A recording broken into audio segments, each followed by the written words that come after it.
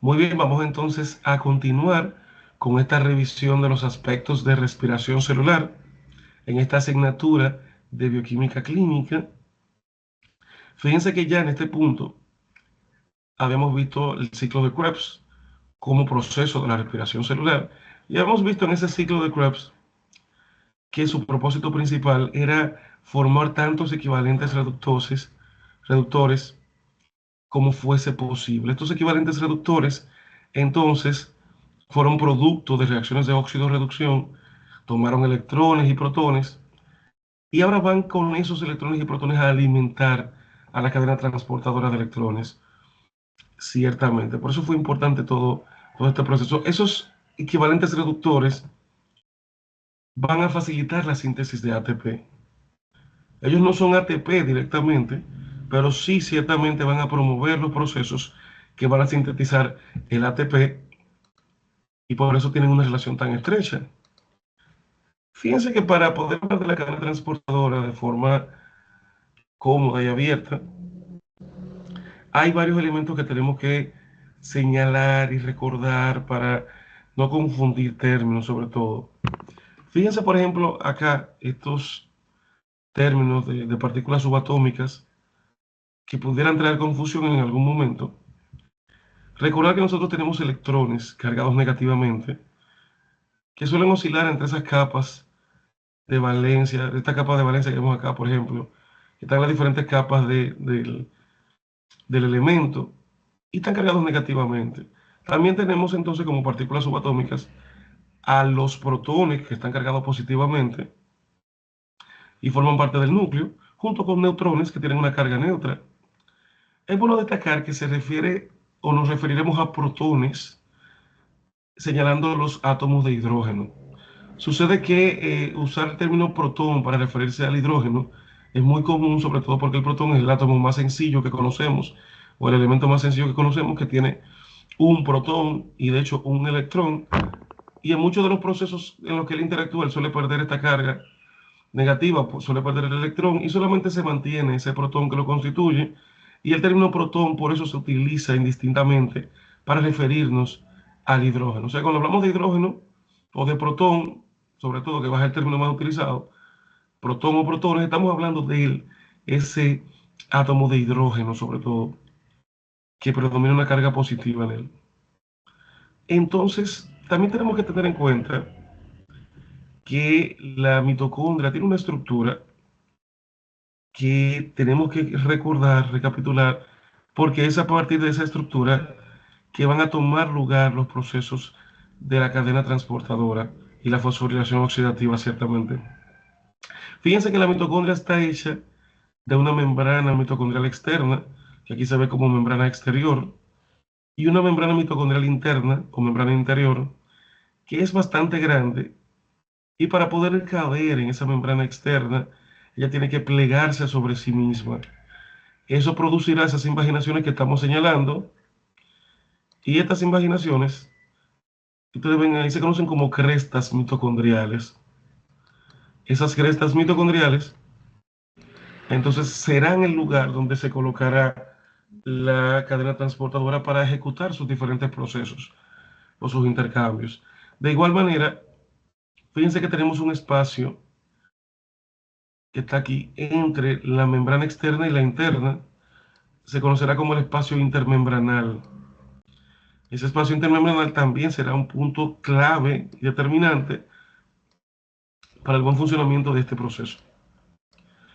Otro elemento que tenemos que verificar, este elemento líquido que vemos acá, ¿no? En este compartimento interno, ciertamente esa es la matriz mitocondrial, donde se encuentra la gran cantidad de sustratos y productos de reacciones mitocondriales, además de las enzimas que catalizan estas reacciones. Recuerden que la mitocondria tiene su propio ADN y una cantidad determinada de enzimas son sintetizadas por la misma mitocondria con sus ribosomas mitocondriales, por ejemplo. O sea que ella tiene ese elemento ahí bien circunscrito, aunque ella ciertamente sintetiza una gran cantidad o la mayor cantidad de enzimas con el ADN nuclear y luego difunden a su membrana, pero la mitocondria tiene ciertamente un espacio de bastante independencia comparado con otros organelos. Entonces, eso a tener en cuenta para comprender estos procesos. Fíjense, por ejemplo, en este video que vamos a estar compartiendo, se puede ver, eso, nos podemos hacer una idea de cómo se disponen la cadena transportadora en la mitocondria, sobre todo teniendo en cuenta que va a ser parte de la cadena o de la cresta mitocondrial. Fíjense en esta imagen, por ejemplo, que trata de esquematizar cómo están ubicados los diferentes complejos de la cadena transportadora. Un complejo 1, 2, 3 y 4 están en la cresta mitocondrial. Miren ahí, recuerden que es una membrana biológica, es una membrana interna, hecha de esos fosfolípidos. Entonces, esos complejos, ¿qué son? Son proteínas, ciertamente. Proteínas integrales, en esta mayoría de casos, que están embebidos en esa cresta interna y tienen entonces comunicación con dos espacios bien delimitados. El espacio intermembrana o intermembranal que ya destacamos y la matriz mitocondrial aquí debajo. O sea que esa cresta está creando una separación importante entre ambos espacios, lo cual va a ser determinante para esto. La cadena transportadora en sí misma tiene cuatro complejos. 1, 2, 3 y 4. Cuando aparece un quinto complejo, estamos haciendo referencia a la fosforilación oxidativa, que es el proceso que comentamos que era el tercero y el más importante en cuanto a la síntesis de ATP. Entonces, recordar esa parte. Vamos a ver en este video cómo podemos quizás hacernos una mejor idea de esos complejos en la...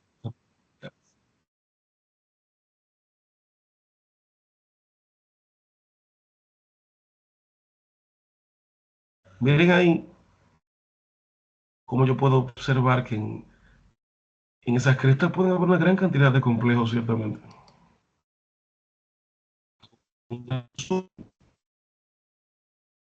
Al hacer ese zoom, podemos ver los diferentes complejos embebidos en esa cresta y podemos ver abajo la matriz mitocondrial y arriba el espacio intermembrana delimitado del otro lado por la membrana externa, ciertamente.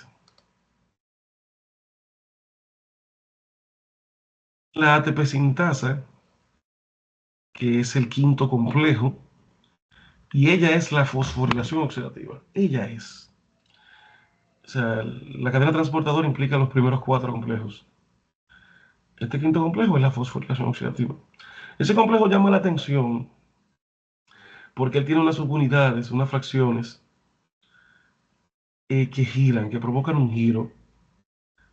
Y ese giro tiene el propósito, o esos giros tienen el propósito, sobre todo, de transformar energía electroquímica en energía mecánica y luego en energía química en los enlaces covalentes de diferentes moléculas. Vamos a ver eso más adelante, pero ese es el mecanismo que se usa para la síntesis del ATP que estamos viendo acá. ¿Qué si quiero que vean en este espacio? Durante la cadena transportadora van a haber protones. Tendremos protones en diferentes concentraciones. El objetivo principal de la cadena transportadora es hacer mover estas diferentes unidades de la ATP sintasa, porque ella es la que va a sintetizar el ATP. ¿Cómo lo movemos? Bueno, a mí me gusta siempre hacer la analogía del molino de viento o de la presa hidroeléctrica. ¿Cómo funciona un molino de viento? Bueno, en el molino de viento tenemos que las aspas son movidas por la fuerza del viento, ¿verdad? O sea, que hay una energía mecánica. Las aspas al moverse movilizan un generador, el cual puede transformar esa energía mecánica en energía eléctrica y almacenarla, esa energía eléctrica, y difundirla a través de una población, por ejemplo. O sea, que hacemos esa conversión. Ese generador por lo regular suele estar asociado a imanes que crean un campo electromagnético que facilitarán un flujo de electrones, y la electricidad es realmente un flujo de electrones, como es bien conocido. Entonces, eso pasa con la energía eólica, una energía renovable. La presa hidroeléctrica también aprovecha la fuerza del agua para mover una hélice, y eso es energía mecánica, estamos moviendo, ¿verdad? Ya, es una capacidad para hacer un trabajo. Ese movimiento, que es una energía cinética, ¿verdad? Una energía mecánica, a través de un generador también asociado a imanes, puede crear un campo electromagnético que permitirá un flujo de electrones, lo cual es electricidad o energía eléctrica, la cual entonces al ser transformada por ese equipo, por ese generador, vamos a ver que puede ser almacenada para distribuir energía en una población igual.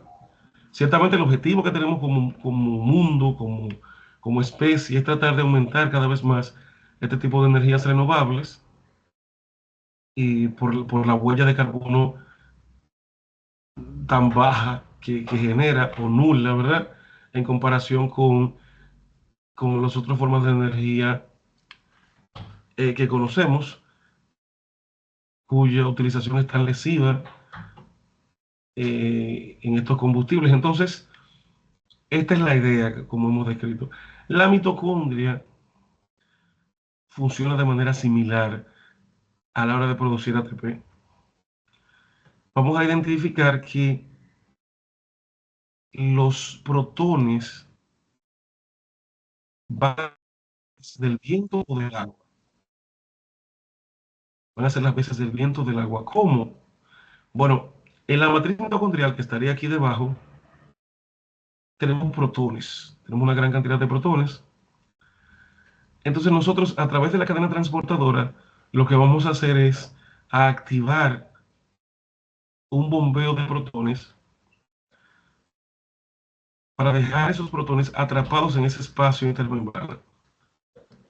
Al dejarlos atrapados aquí, ellos acumularán una gran energía.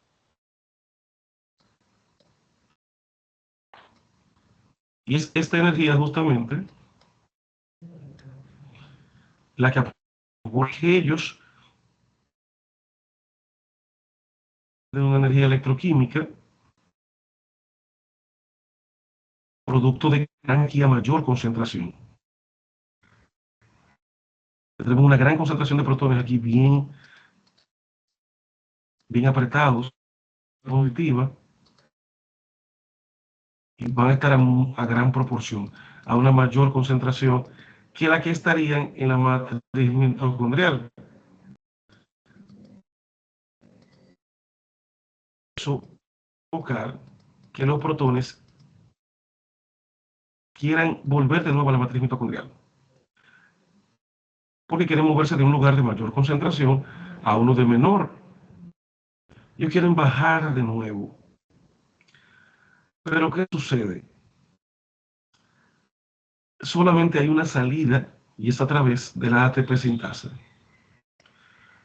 Entonces vamos a imaginarnos que esos protones ahí atrapados, con esa gran energía cinética, por ese gradiente electroquímico, una energía que se conoce como una energía protón motriz,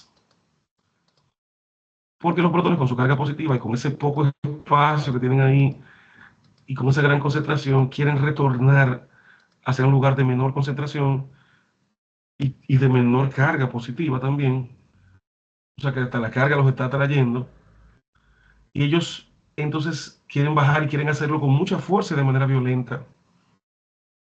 Y la única salida que tienen, como les repito, es esta ATP sintasa. La ATP sintasa va a aprovechar esa energía electroquímica que tienen ellos, producto de esa concentración y de esa carga positiva que ellos manejan, y va a provocar que al ellos salir por acá violentamente, hagan girar subunidades de esa ATP sintasa. Por ejemplo, aquí arriba tenemos una fracción 0 y aquí una fracción 1 que tienen unidades que giran. Por ejemplo, tenemos un anillo C aquí que gira, y aquí tenemos una subunidad gamma también que gira. Entonces, esos giros, entre otras cosas, tenemos que verlos como las hélices del molino de viento o de la presa hidroeléctrica, ¿verdad? Que acabo yo de mencionar. Y ellos van a ser las veces de transformadores. Ellos van a convertir esa energía electroquímica que tienen los protones, ¿verdad?, en una energía mecánica al moverse en este primer giro de la fracción cero. Y aquí en la fracción uno, que también va a haber un giro, vamos a ver cómo esa energía mecánica se convierte en energía química, porque se va a incorporar a los enlaces del ATP, esa energía que, resultado de ese gradiente electroquímico, será atrapado en esos enlaces de alta energía que se forman en la molécula de ATP. Y luego el ATP es liberado, entonces, ya que en la matriz mitocondrial contamos con fosfato inorgánico, con AMP y ATP, para formar, ¿verdad?, esas diferentes moléculas que estamos mencionando. Y así funciona. Ese es el principio general de este proceso.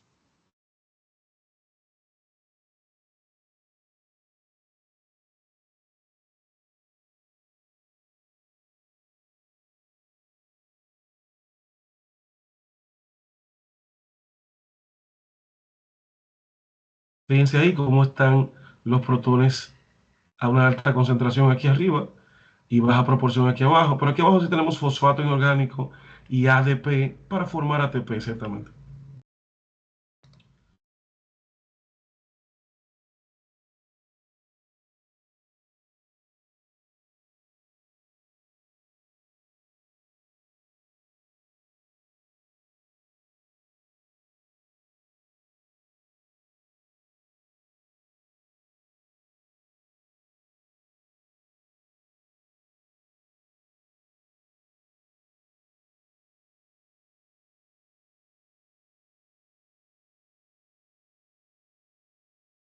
Entonces ahí nos muestra ciertamente cómo se libera esa molécula de ATP producto de estos procesos transformadores de una forma de energía a otra forma de energía. Es una maquinaria compleja, ciertamente, pero nos llama la atención como algo en nuestro sistema fue descrito cuando teníamos formas similares ya de energía en nuestro día a día, en nuestro quehacer como humanidad.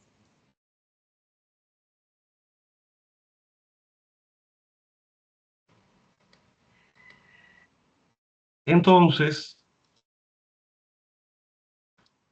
tener esos elementos claros con respecto a este proceso. Vamos a seguir desarrollando esa idea, porque partiendo de lo que ya vimos, entonces recuerden, tenemos matriz aquí debajo, pero no hemos dicho el papel de los complejos, porque tenemos complejos en la cadena transportadora, ya hemos dicho que tenemos hasta 4 complejos. Ellos son los que llevan los protones aquí arriba.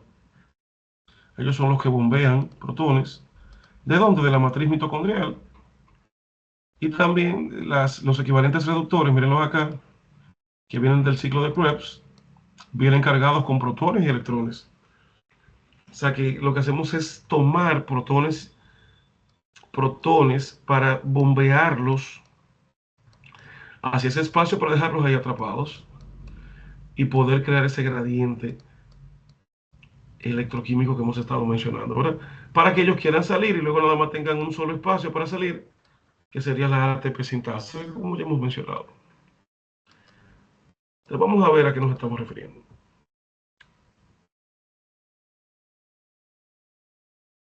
Vamos a utilizar esta imagen sobre la cadena transportadora para ir entendiendo los procesos que aquí se llevan a cabo. Entonces, vamos a ir viendo. Lo primero es que los complejos tienen nombres. Cariñosamente le decimos del 1 al 5 o del 1 al 4 en el caso de la cadena, pero ellos tienen nombres que con los que debemos estar familiarizados. Por ejemplo, el complejo 1 recibe el nombre de NADH, deshidrogenasa, justamente porque es el que va a hacer uso del NADH y va a llevar a cabo estas reacciones de oxidorreducción. También tendremos en el complejo 2, ahora en ese complejo 2 vamos a tener una enzima que vimos ya en el ciclo de Krebs, que es la succinato deshidrogenasa. Esa deshidrogenasa, ustedes recordarán que estuvo en el ciclo y ella era justamente la reacción de ella que se llevaba a cabo una oxidación que producía el equivalente FADH2, que lo reducía, ¿no? Entonces, en el tercero, vamos a conocerlo.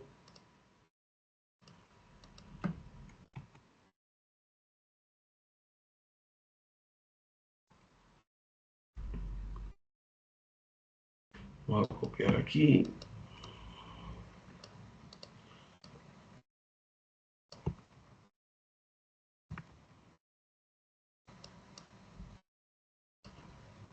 El tercer complejo va a ser entonces, lo vamos a llamar citocromo.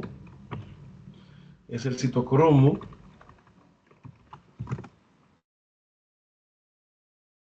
de C1 reductasa, conocido. Y el cuarto complejo es el citocromo C oxidasa.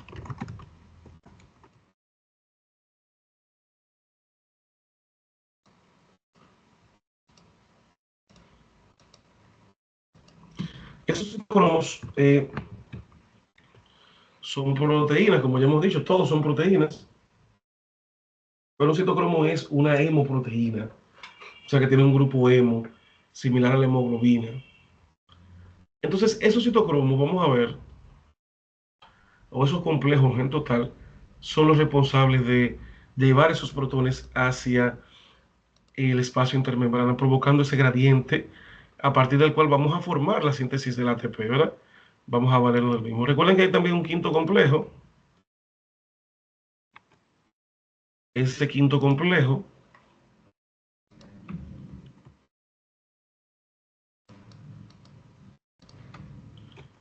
es el complejo de la ATP sintasa y no corresponde a la cadena transportadora, sino corresponde a la fosforilación oxidativa, tener eso siempre presente. También tenemos transportadores móviles que van a ser muy importantes en esta cadena. Por ejemplo, tenemos a la ubiquinona o coenzima Q, se conoce así, ubiquinona o coenzima Q. Esa ubiquinona o coenzima Q es un transportador móvil, o sea que ella moviliza electrones y protones, de hecho. Entonces vamos a ver que ella va a movilizar electrones entre los complejos y va a tener incluso un ciclo que se conoce como el ciclo Q de la ubiquinona, que estaremos mencionando al final, que tiene sus particularidades. Esa coenzima Q es de origen lipídico, es derivado del colesterol, de hecho, y eso hace que al ella tener propiedades lipídicas pueda moverse en ese espesor de la membrana mitocondrial interna. También tenemos el citocromo C. Ese citocromo C vamos a identificar que es hidrosoluble, no es un citocromo que puede estar en el espesor de la membrana. Eh, y él va a estar allá afuera moviendo electrones entre el complejo 3 y 4, sobre todo, entre esos dos últimos complejos de esta cadena transportadora. Entonces vamos a ver de qué se trata todo esto. Una particularidad del complejo del citocromo C que estamos viendo ahí es que solamente transporta un electrón. Por eso lo veremos un poquito más adelante. Entonces, vamos a seguir. Vamos a identificar que en el caso de esta cadena, vamos a ver esta imagen que tenemos a la derecha, que va a ser más útil para comprender los conceptos. Vamos a identificar que aquí tenemos los diferentes elementos que ya hemos dicho. Matriz mitocondrial abajo, protones en el espacio intermembrana, ¿verdad? Y estos complejos de la cadena transportadora prestos a bombear esos protones hacia el espacio intermembrana. Miren ahí la ATP sintasa. Esa ATP sintasa, como podemos observar, está ahí como la definimos, con esas unidades que giran, ese anillo C y esa subunidad gamma que giran en las diferentes fracciones 0 y 1. Entonces, entender esos elementos para que sea de fácil comprensión. También vamos a identificar los transportadores móviles, la coenzima Q y el citocromo C. Entonces vamos a iniciar esta cadena para comprender cómo se hace ese bombeo de protones y todo lo demás. Los complejos tienen en su interior subunidades que ayudan a estos procesos de óxido-reducción, porque vamos a estar, recordar, transportando electrones. O sea que tenemos que ser capaces de poder mover estos elementos, ¿no? Muy importante. Vamos a ver algo. El NADH es equivalente reductor que se formó él mismo en la matriz, porque él se formó en el ciclo de Krebs, el cual tiene lugar en la matriz mitocondrial. Ese NADH vamos a identificar que va a tener afinidad por ese primer complejo, que se conoce como justamente NADH deshidrogenasa, por lo que va a ser oxidado en este complejo. Al ser oxidado, el complejo 1 va a tomar sus electrones y también va a liberar su protón. Vamos a aclarar esto de tomar electrones y liberar protones. Fíjense qué pasa. Cuando yo tomo electrones que tienen carga negativa o libero electrones que tienen carga negativa, ¿verdad? Oxidándome o reduciéndome, eso provoca una configuración eléctrica en la molécula que la hace asociarse a protones. Me explico. Cuando ese NAD en el ciclo de Krebs se oxidó y ganó electrones, aumentó su carga negativa.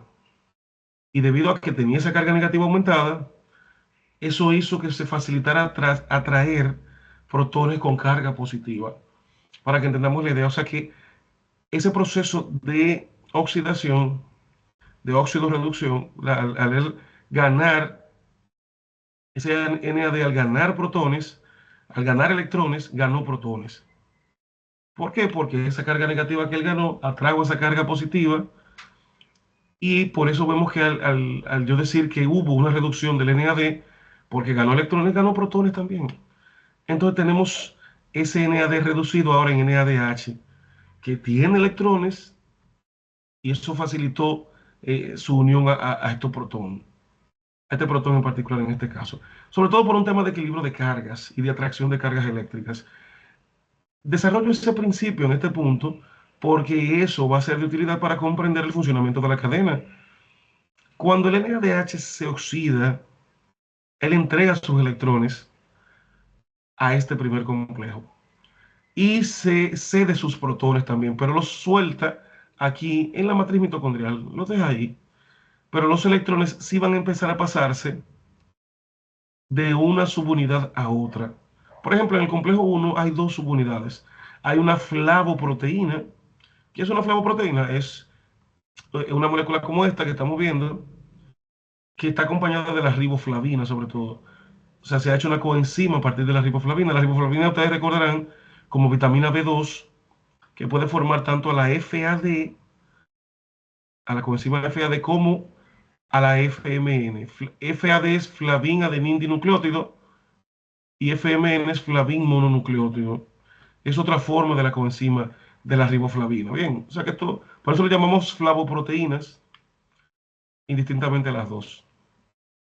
Esa flavoproteína es la que va a recibir, vamos a identificar esos electrones. O sea que ella va a estar recibiendo esos electrones y ellos a su vez, como entenderemos, serán los que serán pasados entre una subunidad y otra.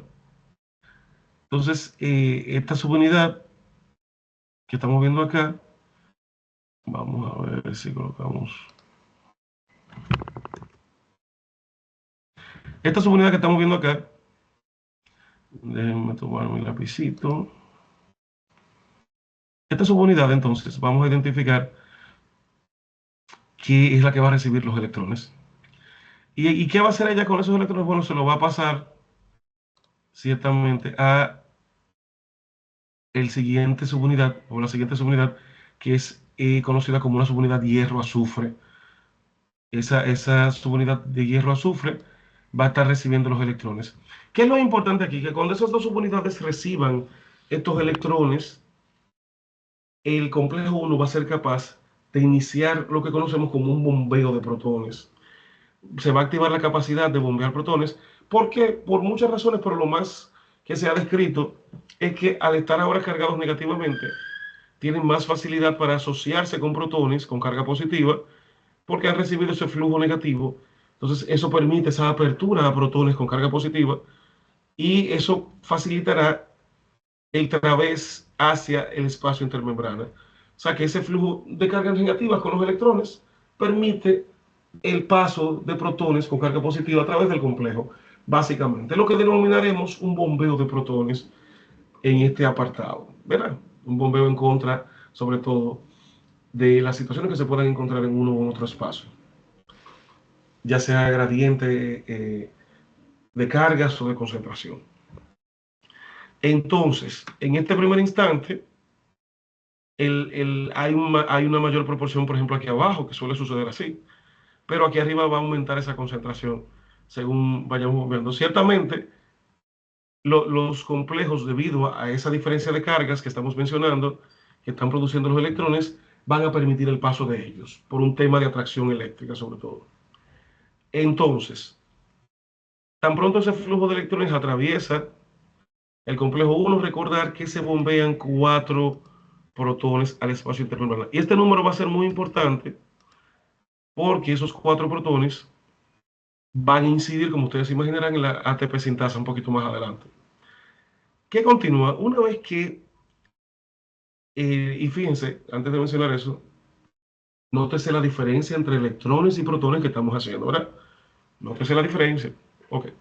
Entonces, los electrones que están aquí en esta subunidad de hierro-azufre van a pasar a la ubiquinona que tenemos acá, a la ubiquinona. Esa ubiquinona que estamos aquí viendo, recuerda que es de origen lipídico, que puede moverse. Cuando ella recibe esos electrones, ya ahora con carga negativa, ¿verdad? Ella se asociará a protones de la matriz mitocondrial. Se asocia a protones. El complejo 2 en este caso, este que está aquí, no vamos a interactuar con él en este punto, porque cuando se utiliza NADH, se activa el complejo 1 y luego pasamos al complejo 3. Vamos a ver eso un poquito más adelante. Entonces, esa ubiquinona o coenzima Q, ahora con esos electrones, va a estar en la situación de asociarse con protones. ¿Cuántos electrones nos entregó ese NADH aquí al complejo 1? Él nos entregó 2 electrones. Hubo 2 electrones que recibimos. Esos 2 electrones fueron los que recibió esta flavoproteína y que pasó luego a esa subunidad hierro-azufre. Entonces, esos mismos 2 electrones son recibidos por la ubiquinona. Y como expliqué, esos 2 electrones harán entonces que ella se asocie con protones, como estamos aquí mencionando, ¿verdad? Permitirá esa asociación a protones como les hemos estado ciertamente mencionando. ¿Por qué decir esto? Bueno, porque estos, eh, estos protones de gran valía, ¿verdad? Dado esto, van a ser de utilidad también para los procesos que estamos hablando de ese gradiente de concentración. O sea que ese proceso de gradiente de concentración, esa diferencia de gradientes, va a ser definitoria. El hecho de que la ubiquinona se asocie en este punto entonces con esos elementos van a ser de vital importancia para nosotros, ciertamente. Entonces, identifiquemos el hecho de que la ubiquinona o coenzima Q, una vez que es reducida Una vez que la ubiquinona recibe esos protones, se llama ahora ubiquinol. Es su forma reducida que estamos mencionando. Entonces, la ubiquinona lleva los electrones de vuelta o de seguimiento, mejor dicho, hacia el complejo 3. Lo recibió del complejo 1 y va hacia el complejo 3. Ella en el complejo 3, vamos a ver que lo va a entregar a esa misma subunidad de hierro-azufre. Esa subunidad, entonces, es la que primero recibe en este complejo, como estamos hablando, y va a ceder esos electrones en dos vías posibles. ¿Por qué digo esto? Porque el complejo 3 puede alternar entre dos vías de electrones. No voy a incidir sobre esto ahora, pero ese complejo 3 tener claro que puede hablar o formar lo que se conoce como el ciclo Q de la ubiquinona. Eso es lo primero. Eso lo voy a dejar para el final, porque quiero que en este momento tengamos claro que la ubiquinona va a entregar sus electrones al complejo 3, y este complejo 3 ciertamente, ¿qué hará? Por ejemplo, esa subunidad de hierro-azufre se lo va a entregar a esa subunidad C1, y esa subunidad C1 se lo entregará ciertamente a ese citocromo C que tenemos aquí. Bien, o sea, le entregará a ese citocromo C esa posible, esos electrones que estamos mencionando. Y por eso es una cadena transportadora, porque los diferentes complejos se transfieren. Entonces, recordar esto, ¿qué tenemos? Se movieron los electrones desde la flavoproteína a ese núcleo o a esa subunidad de hierro-azufre, los tomó la ubiquinona, se convirtió en ubiquinol. Eso hizo que ella asumiera dos protones de la matriz mitocondrial. Muy importante, recuerden, tan pronto la ubiquinona se forma o recibe esos dos electrones, ella se une a dos protones de ahí de la matriz mitocondrial. Entonces, por eso es importante entender que ese ubiquinol ya es una molécula de transporte de protones, ¿no? Entonces, ¿qué va a suceder cuando lleguemos al complejo 3? Tenemos que los electrones están fluyendo entre estas subunidades, B, hierro, azufre, C1, y van a activar automáticamente el bombeo de los protones. ¿Qué sucede? Ese bombeo de protones en el complejo 3 solamente eleva dos protones, pero la ubiquinona, cuando entrega sus electrones aquí, ¿qué usted cree que va a pasar? Lo mismo que pasó con la NADH aquí debajo, que el ubiquinol, al entregar sus electrones acá al complejo 3, va a entregar los protones también, y esos protones de la ubiquinona, de la ubiquinona en este caso, subirán junto con los dos protones del complejo 3, y ahí tendremos también cuatro protones subiendo hacia el espacio intermembrana. Recordar esta parte. Entonces, luego, ese C1, esa subunidad C1, le cede los electrones al citocromo C. Sucede que el citocromo C solamente puede aceptar un electrón por vez. O sea que este ciclo tiene que repetirse dos veces para poder llegar al complejo 4. Eso lo vamos a denotar un poquito más adelante. Pero el citocromo C lleva un electrón y luego lleva el otro, ciertamente. Y recuerden que es hidrosoluble, por eso está en este espacio aquí arriba, no está en el espesor de la membrana como la ubiquinona.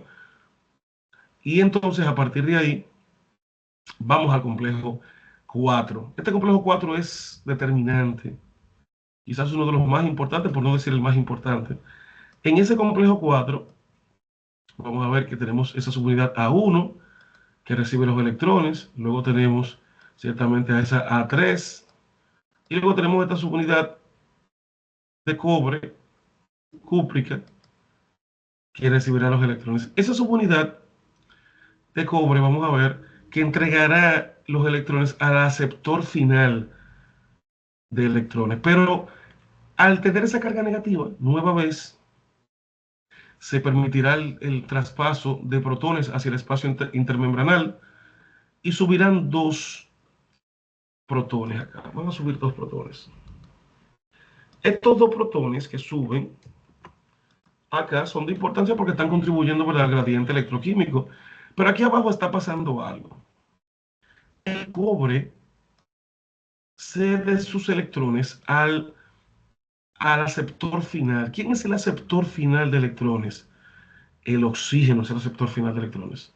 O sea que esos dos electrones que se han venido moviendo desde la NADH en el complejo 1, luego la ubiquinona, luego el complejo 3 y luego el complejo 4, es el oxígeno que acepta esos electrones, esos dos electrones. Y a él le resulta conveniente porque el oxígeno tiene en su capa de valencia, él tiene 6. Y ustedes saben que en química siempre hay una tendencia de los elementos, de estos átomos, a completar, según la regla del octeto, los 8 electrones en su última capa para hacerse elementos estables como los gases nobles.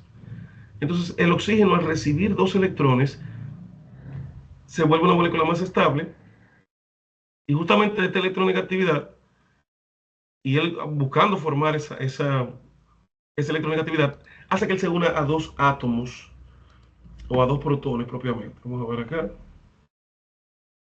Correcto.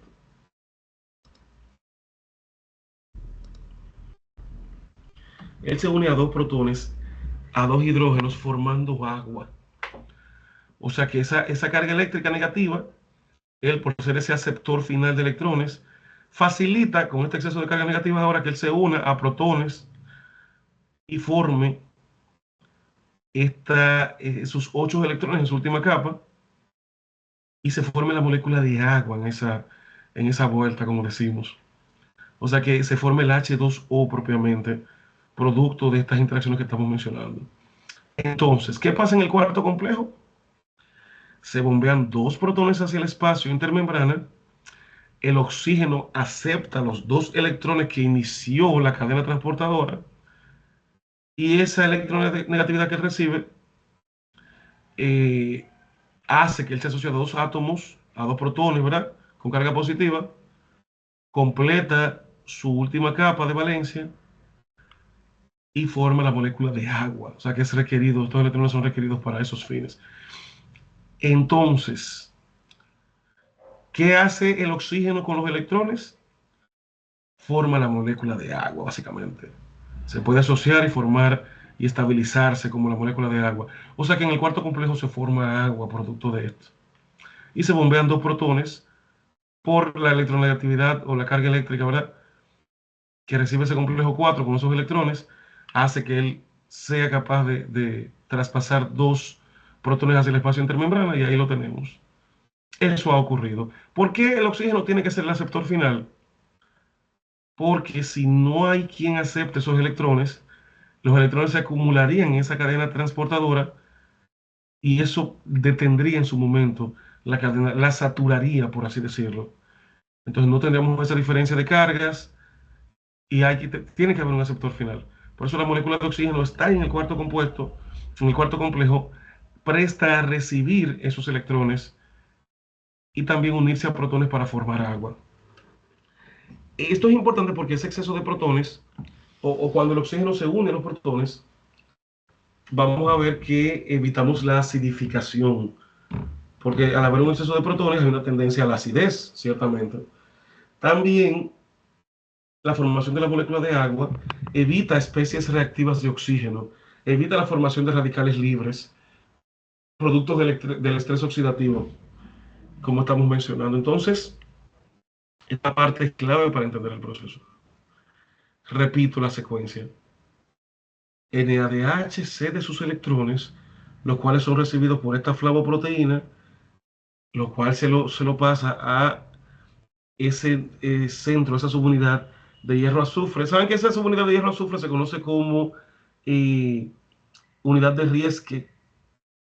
Es un nombre que se le dio cuando se identificó, sobre todo, eh, pero sobre todo en el complejo 3 fue que tuvo más peso su descubrimiento.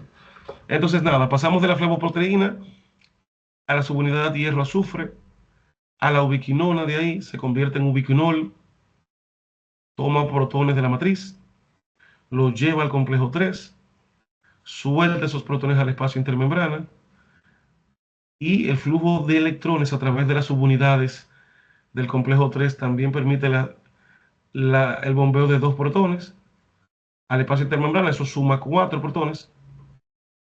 Entonces luego el citocromo C1 le pasa de uno en uno los electrones al citocromo C, él va al complejo 4, cede electrones desde la 1 a la 3 y al cobre, y el cobre al oxígeno. En ese proceso entonces bombeamos dos protones al espacio intermembrana, el oxígeno acepta los electrones, forma la molécula de agua y evitamos la acidificación y evitamos la saturación de la cadena transportadora con eso. Bien, este es un resumen de lo que acabamos de describir. Al bombear protones al espacio intermembrana, nosotros tenemos entonces ahora protones que pueden convertirse en ATP, porque la ATP sintasa se va a valer de esta propiedad, se va a valer de este gradiente, como ya explicamos, ese gradiente electroquímico. ¿Cómo va a funcionar eso? Bueno, cada cuatro protones que atraviesen por esta subunidades, vamos a ver, cada cuatro protones se formará una molécula de ATP. Cada cuatro protones que atraviesen la ATP sintasa provocarán los giros necesarios para formar la energía mecánica y luego la energía química para formar ese ATP. Entonces, esto es importante saberlo que con cuatro protones yo puedo provocar los giros para formar una molécula de ATP. La ATP sintasa tiene entonces una fracción 0 y una fracción 1, que son las subunidades, si así se les quiere, que la componen. Esa fracción 0 es el rotor, ese rotor que vamos a estar viendo aquí, ese motor de protones, que convertirá esa energía electroquímica en una energía mecánica por ese movimiento del anillo C. Y luego aquí en la fracción 1 veremos cómo esa subunidad gamma también girará y convertirá esa energía mecánica en energía química, facilitando la unión, por ejemplo, del ADP, del adenín difosfato, a fosfato inorgánico, formando ATP. Y ahí tenemos entonces esa energía liberada por los protones, saliendo a alta velocidad por acá, es atrapada en estos enlaces químicos, como enlaces de alta energía, del ATP, y ellos podrán transportarlo como intermediarios que son. Y como vimos también en el tema de metabolismo energético, que el ATP lo que es un intermediario. Recuerden que la energía ni se crea ni se destruye, sino que se transforma. O sea que es la idea, o sea que vamos a transformar este tipo de energía en otro tipo de energía, como hemos visto en los ejemplos persistentes que hemos desarrollado, ¿verdad? Entonces, este es el principio básico de todo lo que hemos descrito. Si quiero hablar de algo, el ciclo Q que les prometí en, en un inicio, no lo definí, no definí el ciclo Q porque puede ser un distractor importante para entender la generalidad del proceso, pero sí es bueno que lo tengamos pendiente. ¿Cómo funciona y a qué se refiere el ciclo Q? El ciclo Q se refiere a que la ubiquinona, como se reduce y toma protones como ubiquinol, va a interactuar con el complejo 3 de manera muy estrecha. Entonces, esa situación creará lo que conocemos como el ciclo Q. ¿Qué hace la coenzima Q? Lo primero es que otro problema es que el citocromo C solamente recibe un electrón. Entonces, no podemos darle los dos electrones que nos da la ubiquinona, el complejo 3 no puede darse el lujo de perder ese electrón que le cede la ubiquinona, porque el citocromo C solamente recibe uno. Entonces no podemos recibir un solo electrón y luego esperar que suceda el proceso nuevamente. Entonces, vamos a ver qué hace el complejo 3 para poder ceder dos electrones a través del citocromo C al complejo 4. La ubiquinona, ya convertida en ubiquinol porque aceptó los electrones y se asoció a dos protones, ella va a entregar a esa subunidad de hierro-azufre, como estamos viendo, va a entregar sus electrones. Hay unos sitios de unión en el complejo 3, por ejemplo, hay un sitio O y un sitio I a, a los que se asocia la ubiquinona, ciertamente. Vamos a ver, cuando la ubiquinona entrega sus dos electrones, o el ubiquinol, mejor dicho, entrega sus dos electrones, vamos a ver que ella suelta sus protones acá, ¿verdad? Ya eso lo dijimos. Ella es oxidada, entonces, porque tomamos sus electrones.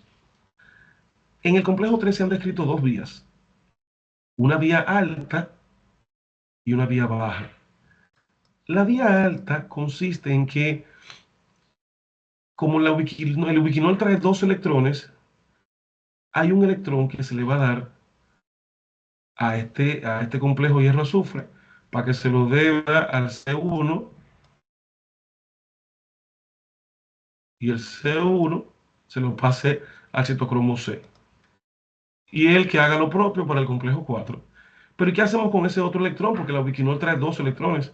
Bueno, el otro electrón se lo vamos a dar al citocromo B, que él va a interactuar con otra coenzima Q, con otra ubiquinona que tenemos acá. ¿Qué va a hacer esa ubiquinona que tenemos aquí? Recuerden, esta es otra ubiquinona, porque hay muchas partículas de ubiquinona como transportador móvil que están disponibles en la cadena transportadora. Esa ubiquinona va a recibir ese solo electrón, va a recibir ese solo, y se va a quedar ahí esperando el otro, sencillamente, tan sencillo como eso. Cuando una ubiquinona recibe un solo electrón, se conoce como semiquinona, porque no se ha reducido completamente, semiquinona, ¿sí? No se ha reducido completamente, no es un electrón. Entonces, ¿qué va a pasar? Cuando venga el ubiquinol de nuevo, cuando venga esa ubiquinona con electrones de una segunda estimulación, de otro NADH, por ejemplo, cuando venga esa segunda, entonces ella va a volver otra vez con dos electrones. ¿Y qué va a pasar? Va a mandar uno para arriba, para el citocromo C, y va a volver a mandar otro para abajo, para la ubiquinona. Y ahí la semiquinona, al recibir su segundo electrón, se convierte en ubiquinol. Este es el ciclo Q o ciclo de la ubiquinona. Entonces, esa segunda ubiquinona, cuando venga, ¿qué va a hacer? Bueno, le estamos mandando el segundo electrón al citocromo C para que se lo lleve al complejo 4 y sea con dos electrones, porque con dos electrones que se activan ellos. Entonces, ese citocromo C recibe su segundo electrón, se lo lleva al complejo 4 y la semiquinona, esa semiquinona que está aquí abajo, se convierte en ubiquinol propiamente. Entonces, ¿qué vamos a hacer con ese ubiquinol? Ese ubiquinol puede perfectamente, ya que es un ubiquinol, pues ya se asoció a protones y puede venir para acá y darle de nuevo electrones a esa subunidad hierro-azufre para que se repita el ciclo. ¿Y el que va a hacer? Manda uno, recuerden, vamos a mandar un electrón de nuevo, uno para acá arriba, por la vía alta y otro para la vía baja. Y aquí tenemos una ubiquinona que va a estar ahí presta para seguirse reduciendo. Entonces, ¿cuál es el propósito del ciclo de la ubiquinona o ciclo Q? Justamente mantener ese flujo constante de energía, de electrones sobre todo, para permitir el funcionamiento adecuado del traspaso entre el 3 y el 4 por el citocromo C y que no se pierdan los electrones que vienen de los complejos previos, sobre todo. O sea que esa es la razón de ser de ese ciclo Q, como hemos dicho.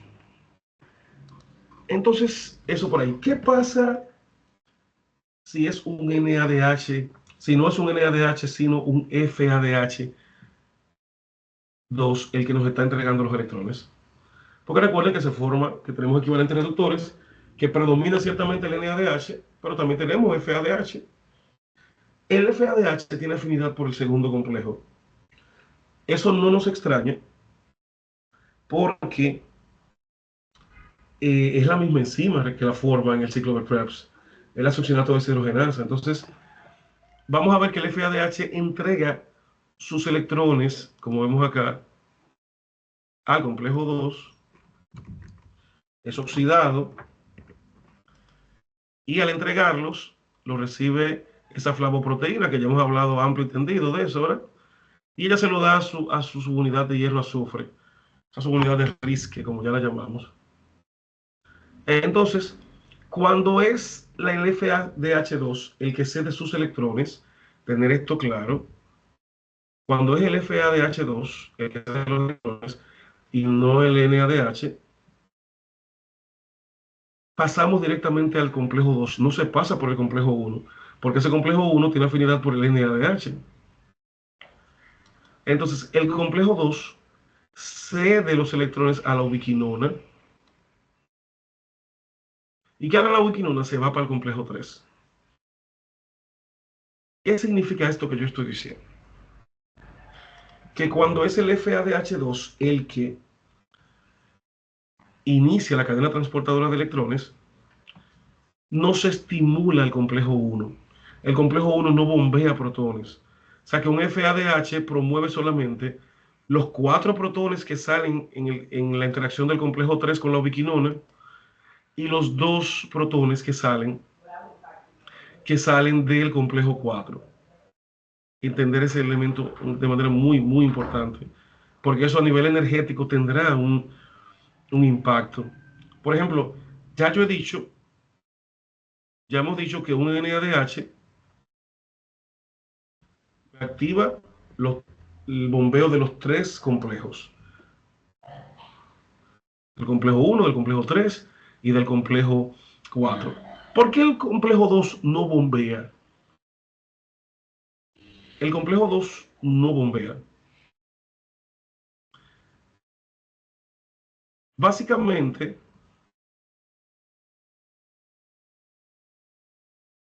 ese complejo 2 nosotros vamos a identificar que básicamente no bombea nada porque él no es una proteína integral. O sea, él no ocupa el espesor de de la membrana mitocondrial interna en este caso. O sea, que al él no ocupar el espesor, él no puede atravesarse como los complejos 1, 3 y 4, que sí ocupan el espesor de de la membrana interna y pueden perfectamente entonces enviar esos protones al espacio intermembrana. Perfectamente, pero el complejo 2 no. El complejo 2 no bombea protones al espacio intermembrana. Por eso es que lo único que hace es ceder electrones a la coenzima Q. Bien, o sea que los que bombean protones hacia el espacio intermembrana son el 1, el 3 y el 4. El 1 bombea 4, el 3 bombea 4 ayudado con la ubiquinona y el 4 bombea 2 protones solamente.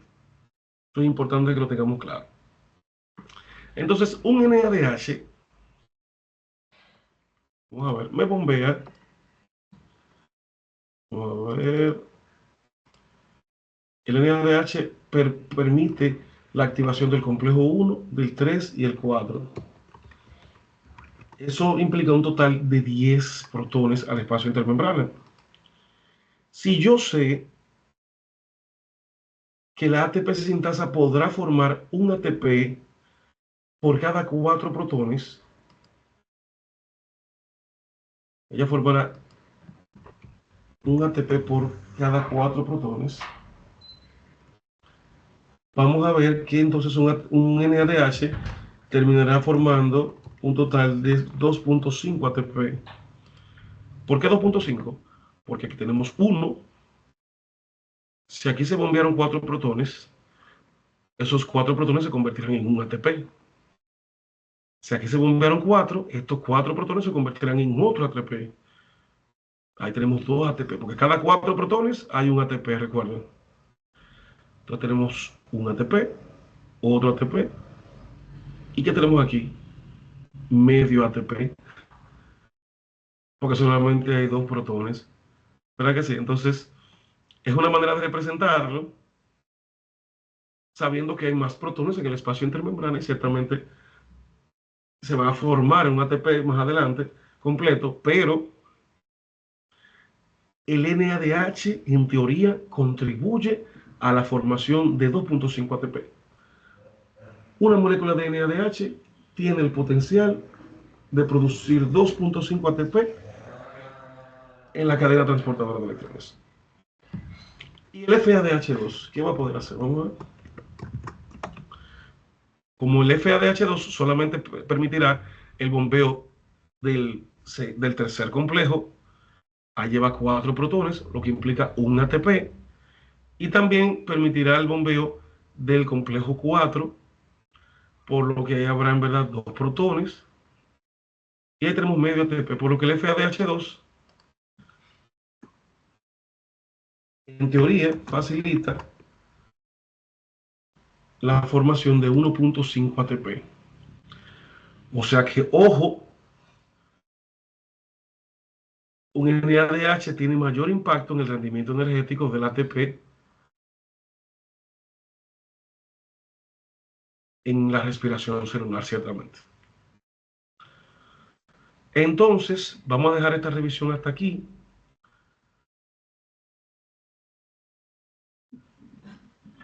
Dejaremos esta revisión hasta aquí y vamos a volver a vernos ya